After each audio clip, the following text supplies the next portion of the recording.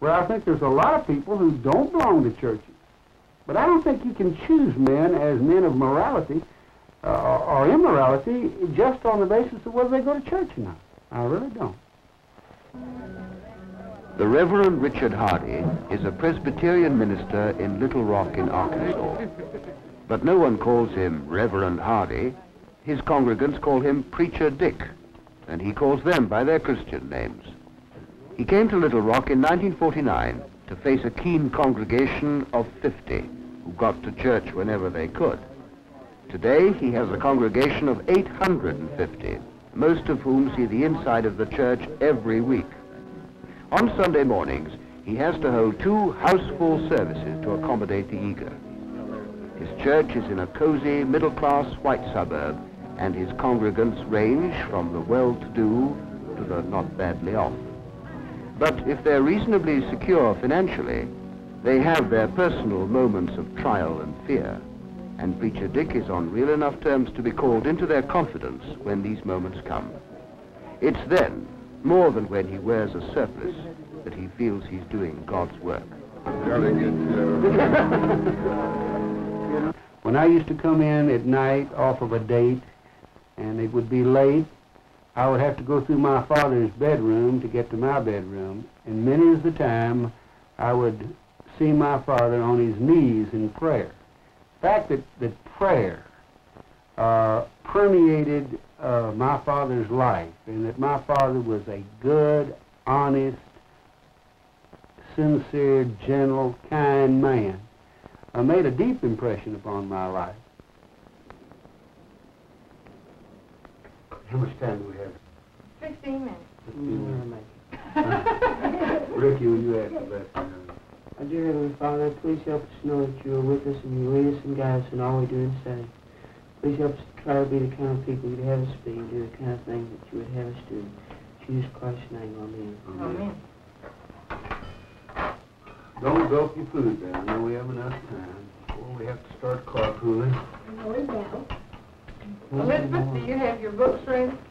Hmm? You all ready? All ready? Who wants some? Oh, I forgot your orange. Excuse me. Kathleen, Thank you.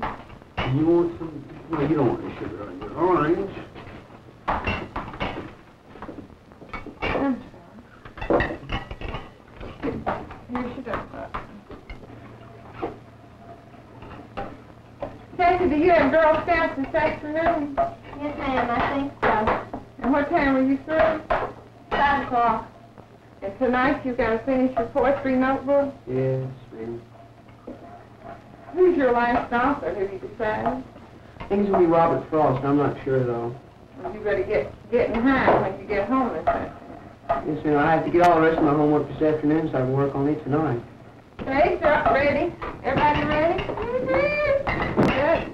Bacon? You know, Dad, if we win the basketball game tomorrow,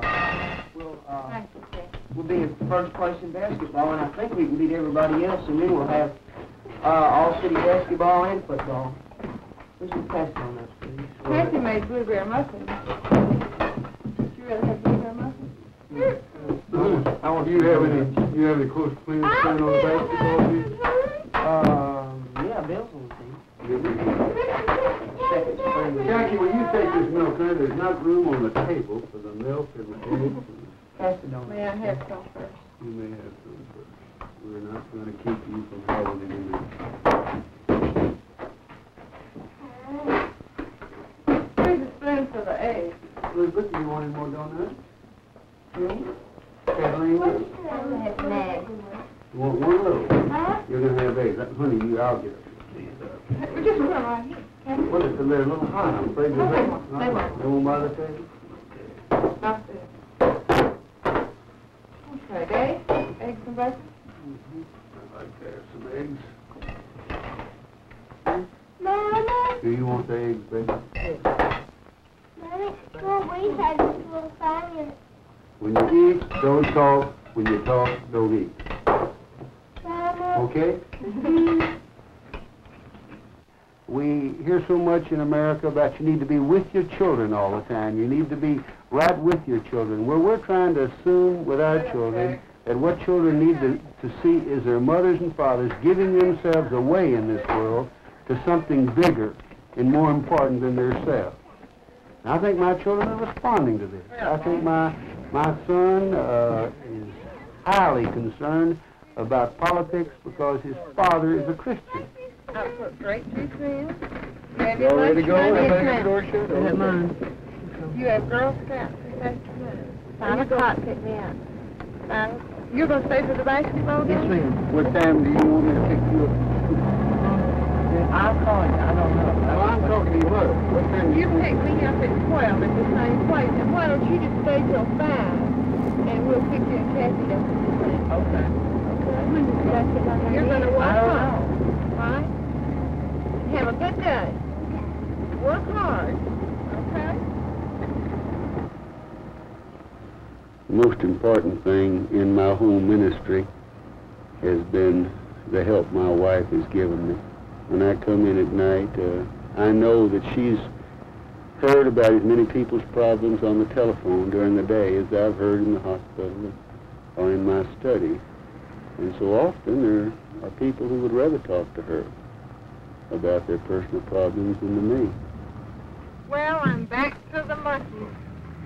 Khaki, you don't mean to tell me that these kids are giving you the same problem of not being willing to face the simple problem of evolution? It's not a matter of facing it. This boy says he was gonna drop the course if I insisted that he study evolution, because he said that his minister said, I wish I had that bird brain, that his minister said that evolution was a thing of the devil. And he could prove to me that there was never any reason to believe in evolution and that it was evil to even think about it. And so I said to him, you have a completely closed mind. Why are you going to college at all? What was his answer to that? Well, he said, but I want to learn. And I said, no, you don't. You just want to keep on believing exactly what you now believe. And thinking exactly what you now think. Exactly. But his main problem, I told him, was I think he didn't want to be related to a monkey. And he said, no, it's of the devil. It's of the devil. My Bible says it can't be. And so with this, I go. Bye-bye, darling. Have a good day. Lovely, open-minded students. Good to see you.